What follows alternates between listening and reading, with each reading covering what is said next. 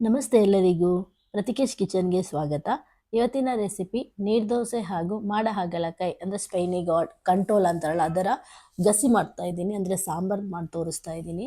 ಹಾಗೆ ನೀರು ದೋಸೆನ ಗ್ಯಾಸ್ ಮೇಲೆ ಯಾವ ಥರ ಮಾಡ್ಕೋಬೇಕು ಅನ್ನೋದಕ್ಕೆ ಕೆಲವು ಟಿಪ್ಸ್ನ ಹೇಳ್ತಾ ಇದ್ದೀನಿ. ಈ ಟಿಪ್ಸ್ನ ಫಾಲೋ ಮಾಡಿದರೆ ಖಂಡಿತವಾಗಿ ನೀವು ನೀರು ದೋಸೆನ ಚೆನ್ನಾಗಿ ಮಾಡ್ಕೋಬಹುದು.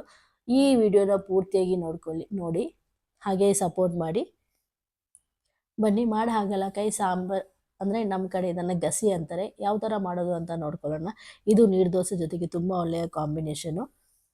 ಮಾಡ ಹಾಗಲಕಾಯಿನ ನಾನು ಚೆನ್ನಾಗಿ ವಾಶ್ ಮಾಡಿಬಿಟ್ಟು ಪೀಲ್ ಮಾಡ್ಕೋತಾ ಇದ್ದೀನಿ. ಪೀಲ್ ಮಾಡಿಬಿಟ್ಟು ಒಂದು ಸಲ ಚೆನ್ನಾಗಿ ವಾಶ್ ಮಾಡಿ ಹಾಗೆ ಇದನ್ನ ಚಿಕ್ಕ ಚಿಕ್ಕ ಪೀಸ್ಗಳಾಗಿ ಕಟ್ ಮಾಡಿಕೊಂಡು, ಒಂದು ದೊಡ್ಡ ಟೊಮೆಟೋನ ಚಿಕ್ಕ ಚಿಕ್ಕ ಪೀಸ್ಗಳಾಗಿ ಕಟ್ ಮಾಡ್ಕೊಂಡು ಸೇರಿಸ್ಕೋತಾ ಇದ್ದೀನಿ.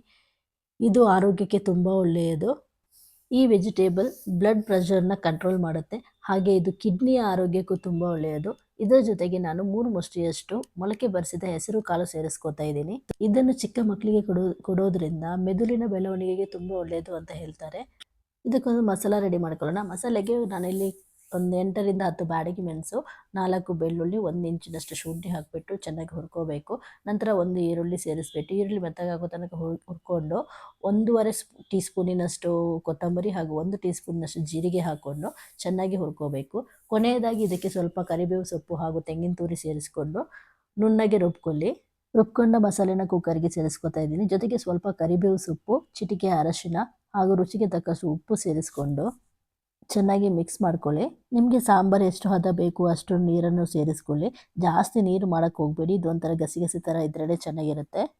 ಇದನ್ನು 2ರಿಂದ 3 ವಿಸಿಲ್ ತಗೊಂಡ್ರೆ ಸಾಕಾಗುತ್ತೆ. ಇದಿಷ್ಟೇ, ನೋಡ್ತಾ ಇದ್ದೀರಲ್ಲ, ರೆಡಿ ಆಯಿತು. ಬೇಗ ಆಗಿಬಿಡುತ್ತೆ, ಹಾಗೆ ಇದು ಆರೋಗ್ಯಕ್ಕೂ ತುಂಬ ಒಳ್ಳೆಯದು. ಒಂದ್ಸಲ ಟ್ರೈ ಮಾಡಿ. ಇವಾಗ ನೀರು ದೋಸೆ ಹೇಗೆ ಮಾಡೋದು ಅಂತ ನೋಡ್ಕೊಳ್ಳೋಣ. ನಾನಿಲ್ಲಿ 3 ಕಪ್ಪಿನಷ್ಟು ಅಕ್ಕಿನ ರಾತ್ರಿ ನೆನೆಸಿಟ್ಟಿದ್ದೆ. ಇವಾಗ ಚೆನ್ನಾಗಿ ನೆಂದಿದೆ. ಇದನ್ನು ನಾನು ಮಿಕ್ಸಿ ಜಾರಿಗೆ ಹಾಕಿಬಿಟ್ಟು ಸ್ವಲ್ಪ ಉಪ್ಪು ಸೇರಿಸಿ ಇದನ್ನ ನುಣ್ಣಗೆ ರುಬ್ಕೋಬೇಕು. ನಾನಿಲ್ಲಿ ತೆಂಗಿನ ತುರಿ ಏನೂ ಹಾಕ್ಕೊಂಡಿಲ್ಲ, ಬರೀ ಅಕ್ಕಿನ ಸ್ವಲ್ಪ ಉಪ್ಪು ಸೇರಿಸ್ಬಿಟ್ಟು ರುಬ್ಕೊಂಡಿದ್ದೀನಿ ಅಷ್ಟೇ. ನೀರನ್ನು ನೋಡಿಕೊಂಡು ಸೇರಿಸ್ಕೊಳ್ಳಿ, ಯಾಕೆಂದರೆ ಜಾಸ್ತಿ ನೀರು ಸೇರಿಸ್ಕೊಂಡ್ರೆ ದೋಸೆ ಚೆನ್ನಾಗಿ ಬರಲ್ಲ.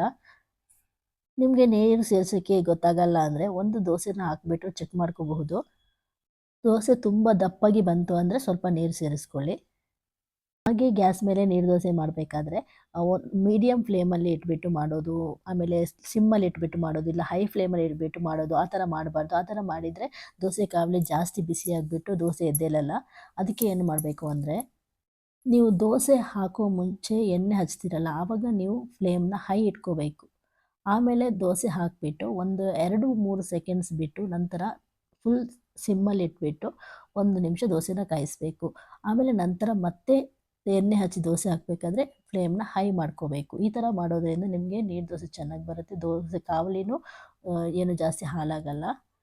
ಈ ರೆಸಿಪಿ ನಿಮಗೆ ಇಷ್ಟ ಆಯಿತು ಅಂದರೆ ದಯವಿಟ್ಟು ಲೈಕ್ ಮಾಡಿ, ಹಾಗೆ ಕಮೆಂಟ್ ಮಾಡಿ. ಸಿಗೋಣ ಮತ್ತೆ ಇನ್ನೊಂದು ರೆಸಿಪಿ ಜೊತೆಗೆ. Thank you for watching.